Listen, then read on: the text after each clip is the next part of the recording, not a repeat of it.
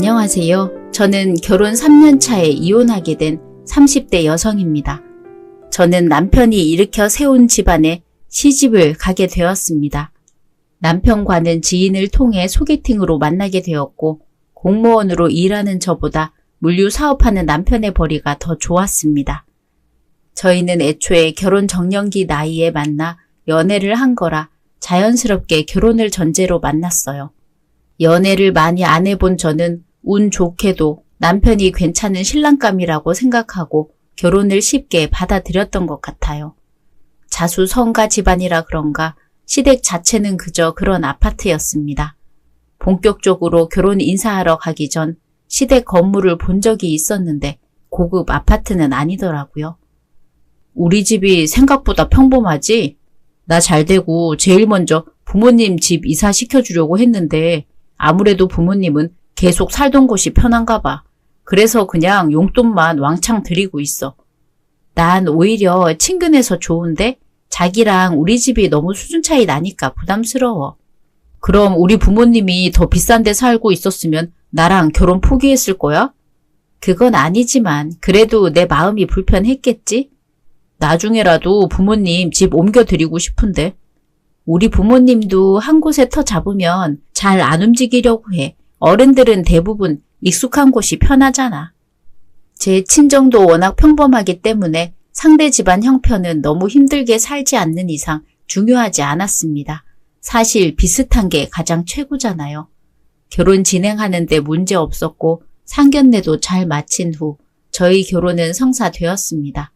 저희는 아주 잘 살았어요. 주변 지인들도 다 알 만큼 인꼬부부로 한이름 날렸습니다. 특히 저를 향한 남편의 사랑이 유난스러워서 남자들은 진저리 치고 여자들은 부러워할 정도였어요. 다른 사람들이 그렇게 저희 부부를 예쁘게 잘 산다 봐주는 것이 그저 감사했습니다. 하지만 많은 이의 칭찬이 있어도 가까운 사람에게 부정적인 반응을 얻으면 기분이 말짱 도루묵이 되잖아요. 아들이 동네에서 사랑꾼 남편으로 떠오르자 그걸 알고 시어머니가 틈만 나면 제게 아들 자랑을 그렇게 했어요. 아들 자랑만 했다면 그의 와이프인 저도 어깨가 으쓱했겠지만 어머님이 말하는 아들 자랑은 좀 달랐습니다. 넌 복받은 줄 알아라. 우리 아들이 다른 집 아들에 비해서 성격 좋지, 돈 잘 벌지, 가정에 충실하지. 그 정도면 네가 전생에 나라를 구한 거야. 네, 저도 그이 자랑스럽게 생각하고 있어요. 그래서 더 잘하려고 하고 있고요. 보통 잘하는 걸로는 택도 없다니까. 솔직히 나 때였으면 우리 아들 같은 남편 맞이하잖아. 매일 밤 발 마사지에 발까지 씻겨줄 수 있어. 네? 아니 너더러 우리 아들 발 씻기라는 소리는 아니고 요즘 아가씨들이 어디 남편 귀한 줄이나 아냐? 그런데 뭘 그렇게까지 놀라서 눈을 동그랗게 떠. 와이프가 돼서 남편 발 좀 씻겨줄 수 있는 거 아니야? 아, 네, 남편이 그런 걸 싫어할 것 같은데. 싫어하긴 무슨, 예뻐하면 예뻐했지. 내 말이 틀렸는지 아닌지 나중에 우리 아들 발 한번 씻겨줘봐. 어른 말은 들어두면 자다가도 떡이 나온다니까. 아, 네. 저도 남편이 굉장히 자랑스럽고 좋아요. 어머님이 자랑하지 않아도 남편이 좋은 사람이라는 걸 매일 느끼고 사는 사람입니다. 그런데 옆에서 말도 안 되는 논리를 덧붙여 자식 자랑을 해대면 좋게 보려던 감정도 차갑게 식잖아요.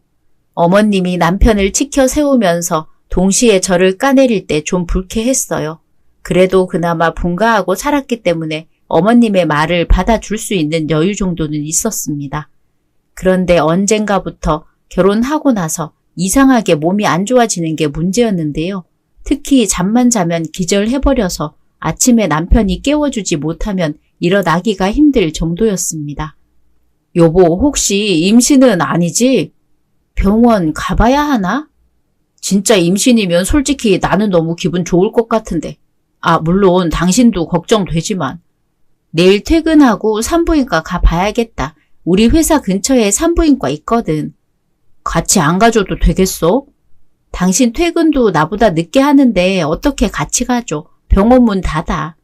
알겠어. 혹시라도 임신이면 바로 말해줘. 저도 몸이 이런 적은 처음이라서 솔직히 아이를 기대하긴 했습니다. 그래서 기대감을 갖고 산부인과를 갔지만 아쉽게도 임신은 아니었어요. 그냥 제 몸에 피로가 쌓인 것 같았습니다. 그날 응급실에 가서 비타민 주사만 맞고 돌아왔네요. 제 건강 상태 때문에 남편만 더 고생하게 되었어요. 남편은 몸 안 좋은 저를 위해서 손수, 집안일까지 다 해줬습니다. 여보, 빨래 정도는 내가 할 수 있어. 그냥 두고 얼른 씻어. 나 워낙 빨리 씻는 사람인 거 알잖아. 빨래 돌린 후에 씻고 밥 먹고 설거지하고 청소하고 나면 얼추 빨래 끝날 것 같은데? 퇴근하고 나서 피곤하지도 않아? 매일 집안일 안 해도 괜찮아. 이 젊은 체력 남겨둬서 뭐하라고. 그리고 나 집안일 하는 거 좋아해. 매번 당신이 빨리 끝내버려서 못한 게 한이었어. 뭐라는 거야. 밥 차려 놓을 테니까 빨래 돌리고 씻고 와. 밥도 내가 알아서 차려 먹으려고 했는데. 나도 저녁은 먹어야 하거든.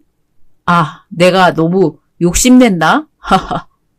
남편과의 사이는 여전히 좋았지만, 아니 이전보다 더 좋아진 듯 했지만 쌩쌩한 남편에게 피해만 주는 아내가 된 것 같아서 미안했습니다. 그래서 저도 나름대로 빨리 컨디션을 회복하고자 노력했어요. 그러나 제 의지와는 다르게 갈수록 몸이 안 좋아졌습니다. 어느 날은 어처구니 없는 꿈을 꾸기도 했어요. 남편 꿈이었는데 당황스럽게 남편이 제 목을 조르는 꿈을 꾼 거예요. 제발 죽어! 죽어! 그렇게 나쁜 꿈에서 한참 헤매다가 중간에 잠에서 확 깼는데요. 현실인지 꿈인지 분간이 안 갈 정도로 생생하더라고요. 그러나 제 상태는 아무렇지 않았고 심지어 남편은 아직 퇴근한 후 회식 중이라 더 늦을 것 같다고 문자까지 남겨져 있었어요. 도대체 요즘 왜 이러는 거야? 이상한 꿈까지 꾸고 정말 무슨 귀신이라도 쓰인 건가? 무서운 꿈을 꿀 때면 그 뒤로 불면증이 찾아와 잠도 제대로 자지 못했지만 병원에서 약을 먹거나 링거를 맞는 것 외에는 제가 할 수 있는 게 없었습니다. 그저 이런 꿈이 반복되더라도 꿈일 뿐이라 여기고 넘길 수밖에요. 그래도 참 신기한 게 있다면 제가 야근하게 되는 날은 이상하게도 평소와 다르게 그나마 기운이 났어요. 일에 지장이 있진 않아서 그건 다행이었죠. 어느 날 제가 야근하는 날에 남편도 야근으로 늦은 적이 있었는데요. 어차피 내일 주말이라서 오늘은 내가 집안일 해도 될 것 같아. 그럼 방 청소는 하지 마. 그게 제일 체력 소모가 많이 드는 일이잖아. 왔다 갔다 많이 안 하는 것만 해. 한번 보고 내가 알아서 해 놓을게. 말은 남편의 제안을 받아들이는 것처럼 했지만 저는 남편을 위해서 금요일만큼은 제가 알아서 다 해놓으려고 했습니다. 야근한 그날은 역시나 평소보다 컨디션이 좀 나았거든요. 그런데 방 청소를 하다가 정말 이상한 물건을 발견하게 되었는데요. 몸을 숙여 침대 밑을 내려다 봤을 때였습니다. 이게 뭐야? 침대 아래에는 처음 보는 주사기와 효능을 알 수 없는 통에 약이 다량 들어 있었습니다. 약은 그렇다 쳐도 집에서 주사기를 쓸 일이 뭐가 있을까요? 생각해봐도 도무지 모르겠더라고요. 제 물건이 아니니 아무래도 남편 물건인 듯한데 그렇게 고민만 하던 저는 결국 남편을 기다렸다가 나중에 귀가한 남편에게 직접 물어봤어요. 남편이 처음엔 제가 내민 주사기와 약을 보고서 당황하더라고요. 평소 늘 침착했던 남편이 당황하니 제가 더 불안했어요. 당신이 걱정할까봐 말 못했는데 사실 나 당뇨가 있어. 뭐? 그럼 이게 인슐린 주사란 소리야? 속이려던 건 아닌데 미안해. 그래도 요즘엔 인슐린 용량 낮게 해서 운동을 더 늘리는 쪽으로 관리하고 있어. 아니 그런 거면 말을 했어야지. 내가 당신 당뇨 있다고 하면 헤어지자고 할 사람처럼 보였어? 대체 언제부터 안 좋았던 건데? 25살 때부터 당뇨가 생겨서 본의 아니게 그렇게 됐어. 20대 때부터 그랬단 말이야? 당신 너무 건강해 보여서 당뇨가 있는 줄은 상상도 못했네. 내가 잘 관리할게. 신경 쓰지 마. 어떻게 신경을 안 써? 내가 컨디션 안 좋았던 건 아무것도 아니구만. 당신이 나보다 더 환자니까 앞으론 집안일 더 한 해 만에 그런 소리 하지 마. 당신이 이럴까봐 더 말 못했던 거야. 나 정말 괜찮아. 환자 취급하지 마. 당신이야말로 날 엄청 환자 취급했었거든요. 난 내가 받은 만큼 당신한테 갚을 거니까 앞으론 당신이 배려받아. 남편의 당뇨를 알고 놀란 저는 남편을 더욱 챙겼습니다. 남편이 잠들기 전까지 먼저 자지도 않았고 남편보다 일찍 일어나서 건강 도시락까지 준비했어요. 신기하게도 남편을 위하고 챙길수록 제 건강도 되돌아오는 것 같더라고요. 하지만 그렇다고 해서 제가 남편의 말을 철석같이 믿었던 건 아니에요. 사실 남편 앞에선 남편을 믿고 챙기는 척 하면서 뒤에서는 당뇨약과 인슐린 주사기 몰래 챙겨서 남동생에게 알아봐 달라고 부탁했습니다. 그 이유는 남편을 볼 때마다 미안하게도 자꾸 제 꿈속의 남편 모습이 떠올랐고 현실에 집중하기 힘들어서였어요. 누나, 혹시 매형이랑 무슨 일 있는 건 아니지? 그런 건 아닌데 왜? 아니, 누나랑 매형은 서로 비밀도 없을 만큼 각별하게 지냈는데 매형 몰래 나한테 뒷조사 부탁하는 게 이상해서. 아니야, 그냥 남편이 당뇨병이라고 하는데 얼마나 심각한 단계인지 대강이라도 알고 싶어서. 너도 매형 성격 알잖아. 나 위해서 자기 아픈 건 죽어도 감추려는 거. 그런 거라면 다행이고 확인하는 대로 연락 줄게. 매형한테는 당연히 비밀이어야겠지? 야, 당연한 소리를 하고 있어. 네가 정보 흘리는 순간 그때부터 우리 부부 사이에 금 가는 줄 알아라. 남동생 역시 저와 남편의 모습을 보고 결혼의 꿈을 꾼 사람이기에 남편과 잘못되는 걸 바라지도 않았고 우리 부부가 어긋나는 걸 믿지도 않았어요. 이때까지만 해도 모든 것이 평화로웠다고 할 수 있겠네요. 그리고 그 즈음 제 남동생이 한참 바쁠 때였는데 하던 사업이 잘 되어서 연봉이 50억을 찍게 되었어요. 저희 집안에도 남편처럼 자수성가 가족이 나오게 된 거죠. 남동생 덕분에 친정도 한순간에 부자가 되었습니다. 남동생이 이 사실을 입이 마르고 닳도록 자랑한 사람은 바로 제 남편이었어요. 우와, 우리 처남이 이렇게 훌륭한 사람이었어?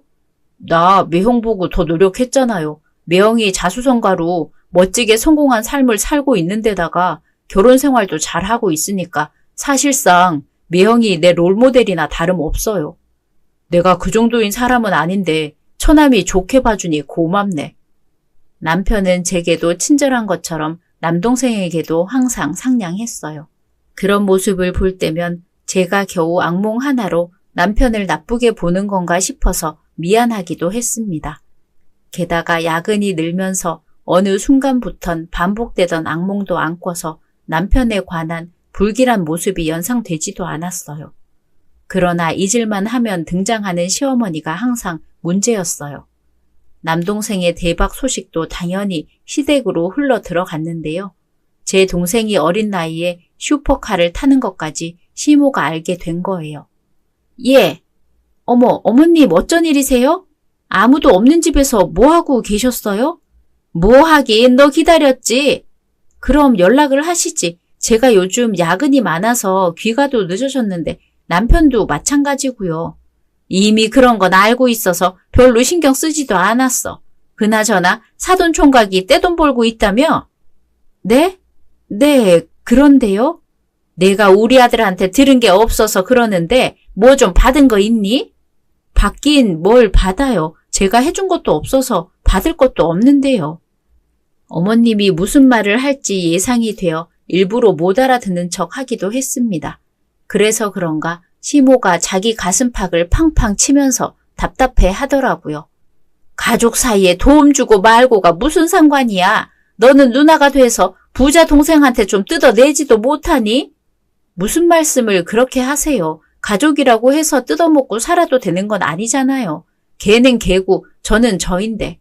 아니긴 가족이니까 더더욱 서로 공생해야 하는 거 아니야. 그러지 말고 남동생한테 말해서 선물이라도 좀 받아. 선물이요? 사돈 총각이 우리 아들을 롤모델처럼 삼고 도약한 거라며? 그럼 우리 아들 덕이 크다는 건데 양심이 있으면 사돈 총각이 매형한테 건물 하나는 선물해줘야 하는 거 아니야? 네? 건물이요? 건물이 무슨 홍삼 엑기스처럼 쉽게 주고받는 것도 아니고 어떻게 그런 걸 덜컥 바래요. 가족끼리는 쉽게 주고받을 선물 따위 의미가 없지. 행여나 홍삼 같은 쓰레기 선물할 생각은 마라. 그딴 건 선물하고도 욕먹는 거야. 어머님, 저는 동생이 성공했다고 해서 빌붙을 생각도 없고 뜯어 먹을 생각도 없어요. 그래야 할 만큼 저랑 남편이 아쉬운 처지도 아니고요. 너 정말 답답해도 보통 답답한 애가 아니구나. 어쩜 이렇게 융통성이라고는 없냐?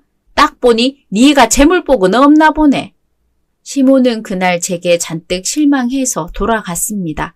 그래도 다시는 그런 말도 안 되는 부탁 따위 안 할 거라고 생각했어요.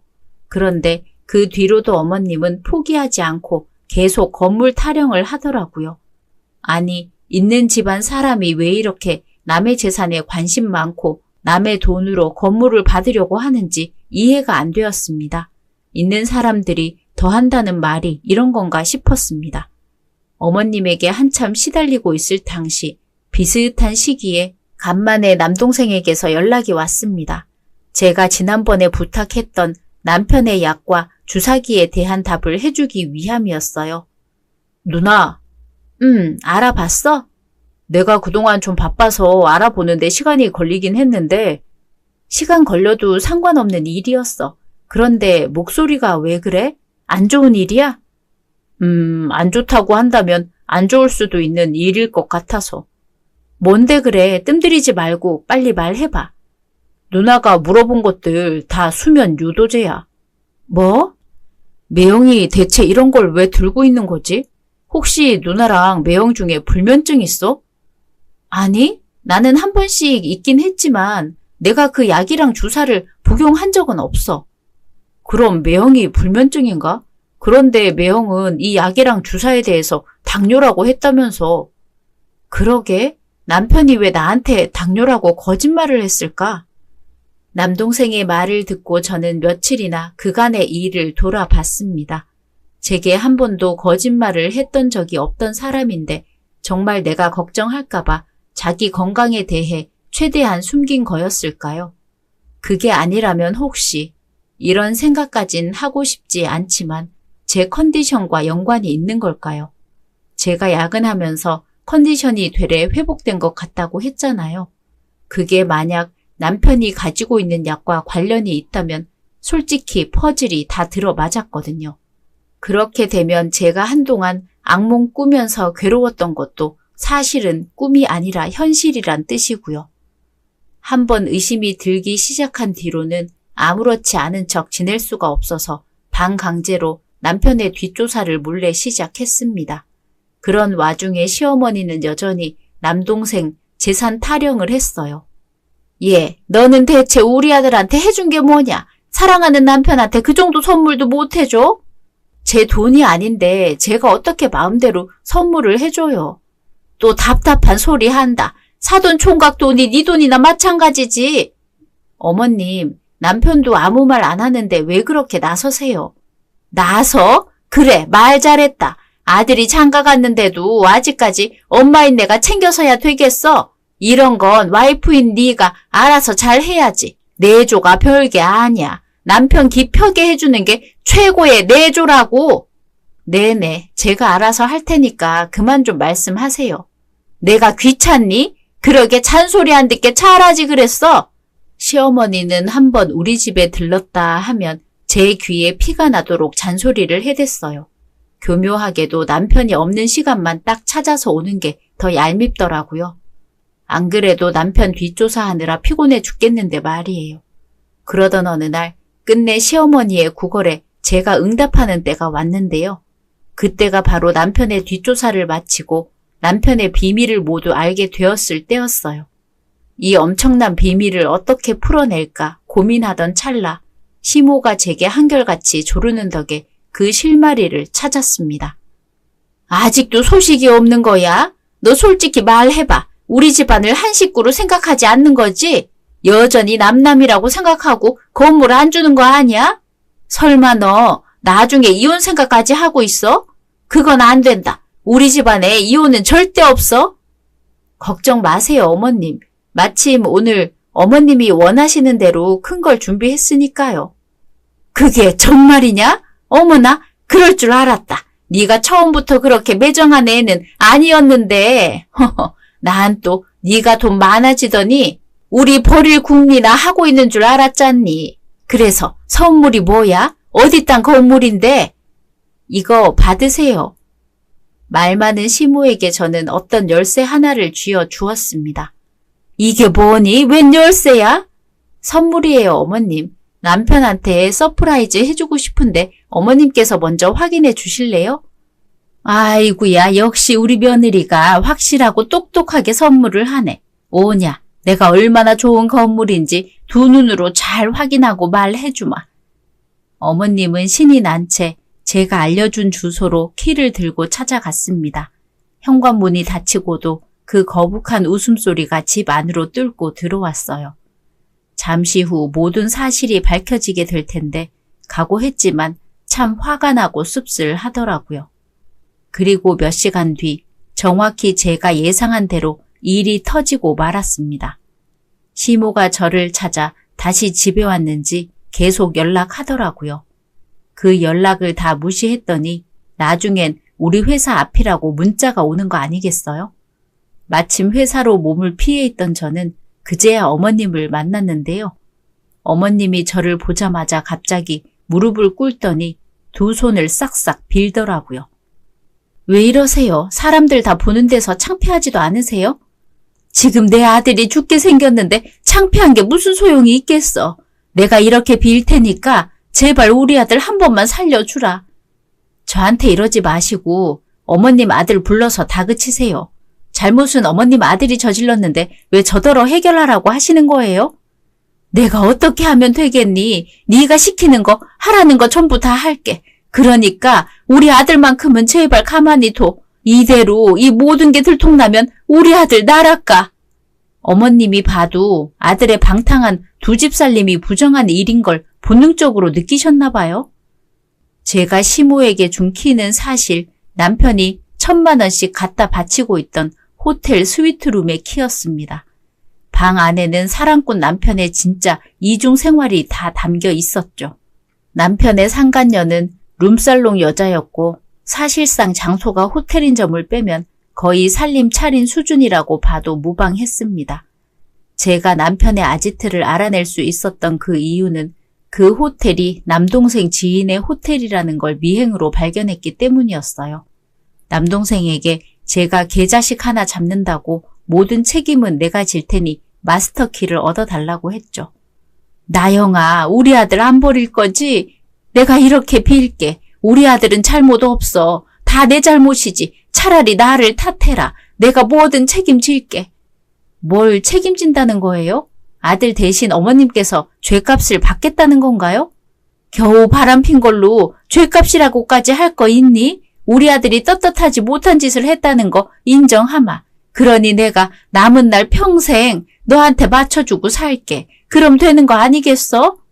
무슨 이유가 되었든 가정이 파탄날 수 있다면 그건 큰 죄 아닌가요? 어머님은 아버님께서 두 집 살림 하고 계신다면 용서가 되세요? 가정을 위해서 용서해야지 어쩌겠어. 다 그렇게 사는 거 아니겠니? 어떻게 남편이 아내가 매번 만족스러울 수 있겠냐. 이렇게 맞춰주고 이해하면서 살아가는 거지. 그럼 이것도 이해하실 수 있으세요? 아버님이 어머님 몰래 빚이 6억이나 있다면요? 아버님이 어머님 몰래 직업을 속였다면요? 집안 자산을 속였다면요? 어머님 죽고 나서 그 보험금이 얼마나 나올지 계산기 두들겨 보고 있다면요? 뭐? 부부라는 게 얼마나 대단한 거라고 그런 걸 다 감수하고 떠안아야 하는지 이해가 잘 안 돼서요. 뭘 그렇게 극단적으로 상황을 몰고 가. 세상에 그런 사람은 몇 없어. 어디서 기사 몇 개 보고 이러쿵저러쿵 말하는 것 같은데 우리는 그냥 우리 상황만 생각하면 돼. 극단적이요? 시모의 말에 저도 모르게 웃음이 터졌어요. 당연히 어머님이 믿지 않을 것 같길래 마침 준비해온 물건이 있었는데요. 저는 대답 대신 어머님 앞으로 장부 하나를 내밀었습니다. 이게 뭐니? 그 극단적인 현실을 보여드리려고요. 남편이 2집 살림한다는 걸 알게 된 뒤로 남편 뒷조사를 더 적극적으로 시작했거든요. 그때 저희 집 안방 장롱 위에서 발견된 장부예요. 웬 돈이랑 사람 이름이 이렇게 줄지어 써 있어? 내 이름도 있고 우리 영감 이름도 있고 네 이름도 있네? 옆에 이건 사돈네 이름 아니야? 네. 그래서 이게 뭐냐니까? 남편이 룸사롱 여자랑 바람 피면서 생긴 빚들이에요. 총합 6억이고 그 옆장에는 저랑 결혼 생활하면서 얻을 수 있는 수익들을 줄줄이 적어 놓은 거예요. 뭐? 우리 아들 앞으로 빚이 6억이 있었단 말이야? 아니 그럼 이 금액은 뭐길래 이렇게나 많이 적혀 있는데 난 우리 아들한테 돈을 준 적이 없어. 당연히 주신 적 없겠죠. 남편이 받아낸 수익이 아니라 앞으로 받아낼 수익이라고 말씀드렸잖아요. 근데 그 수익 중에 대부분이 제 앞으로 된 보험금이랑 제 가족이 사망할 경우 보험금으로 가득해요. 그리고 제 동생 사업 자금까지 횡령할 계획을 하고 있네요. 횡령? 그 다음 타자가 어머님이랑 아버님이네요. 이렇게 하면 남편 앞으로 떨어질 수익만 총 몇십억인 거고 이 정도 수익이면 남편이 자기 빚 다 갚고도 상간녀랑 살림까지 잘 차릴 수 있는 돈이라 계산했겠죠. 따지고 보면 남편에게 저와 처가 그리고 자신의 부모님은 그저 자기 빚을 해결하기 위한 수단인 셈이었어요. 시모는 이 사실을 직접 확인하고 있음에도 믿을 수 없다는 표정을 지었습니다. 그렇겠죠. 저도 처음엔 사랑꾼 남편을 의심하기까지 오래 걸렸으니까요. 말도 안 돼. 그럼 우리 아들이 바람 핀 걸로 모자라 빚까지 있다는 거야? 뭘 그렇게 놀라세요? 어머님은 마치 아무런 죄가 없는 것처럼. 내가 무슨 죄가 있다고 그래? 남편이 운영하고 있는 물류사업? 지 거 아니고 남의 회사를 사칭한 거던데 남편은 가진 것도 없고 빚만 주구장창 있는 평범한 사무직 회사원이더라고요. 어? 그게 무슨 소리냐? 나는 아무것도 못 알아듣겠어. 어머님 아버님도 아들이 사기치는 걸 눈 감고 있었으니 공범이에요. 공범이라니? 우린 그냥 아들이 알아서 한다길래 가만히 있었을 뿐이야. 시모는 순간 욱해서 실토한 걸 스스로 아차 싶었는지 제 눈을 잽싸게 피했습니다. 아무리 돈에 눈이 멀었어도 인사를 계획하는 건 정신병이라고 생각해요. 어머님 다 알면서 함구하신 거 맞죠? 공범으로 고소할 겁니다. 예, 잠깐만. 알았어. 왜 이렇게 성격이 급하니? 천천히 다시 얘기해보자. 내가 여기서 솔직하게 자백할게. 그러니까 네가 한 벌만 양보해라. 우리 아들이 정말 널 어쩔 계획을 했던 건 아닐 거야. 장부가 곧 인살 미수의 증거가 될 거예요. 어머님 새 건물에서 살게 되실 텐데 그렇게 건물 입에 달고 살더니 이번에 이사가게 생겼네요. 축하드려요. 곧 새 건물에서 봬요. 시모는 어떻게 해서든 저를 붙잡고 회유시키려고 했지만 저 호락호락한 사람 아니거든요. 한 번 눈이 돌아가면 2번 기회는 주지 않아요.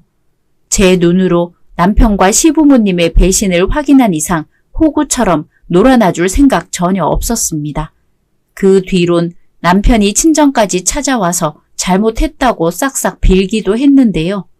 그런데 절벽 끝에서 외치는 용서를 구하는 게 어디 진심 어린 반성이겠습니까? 살기 위한 입에 발린 소리지.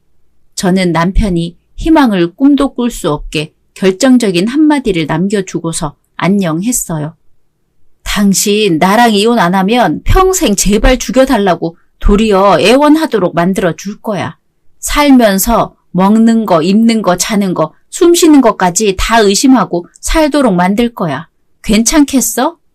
여보, 무섭게 왜 그래? 난 2얼굴에 2집 살림하는 당신이 제일 무서워. 제발 자유도 없고 당신 같은 놈들만 득실득실한 그곳에서 오랫동안 고통스러워 해줘. 저는 고소를 진행했고 남편은 징역 9년으로 시부모는 공범죄 1년으로 나란히 구속되었습니다. 그렇게 원하던 새 건물 새 집에서 살게 해 주었습니다. 물론 상간녀에게는 최대한의 위자료를 청구했고요. 그 여자도 남편이 돈이 아주 많은 부자인 줄 알았는데 빚만 잔뜩 있는 데다 자신이 위자료까지 물어줘야 하자 난리를 치더군요. 매일 사랑을 속삭였을 두 사람이 고함을 지르며 니 탓 내 탓 하는 것도 참 볼만했습니다. 그래도 남편이 그 여자를 사랑은 했던 건지 그 여자 이름은 장부에 없었던 것 같은데 결국은 파국을 맞았네요. 그렇게 제 결혼 생활을 끝내고 이혼하면서 제 삶의 한순간이 마치 통째로 사라진 것처럼 공허감이 들었지만 지나간 인연은 털어내고 다시 제 인생을 살아가려고 노력 중입니다. 남동생이 한창 일이 바빠 도와달라고 해서 한동안은 그 일도 배우면서 바쁘게 지낼 것 같습니다. 그러면서 차츰 이 충격적인 일도 사람들도 서서히 잊히길 바랄 뿐입니다. 오늘의 이야기는 여기까지입니다. 재미있으셨다면 구독, 좋아요 부탁드립니다.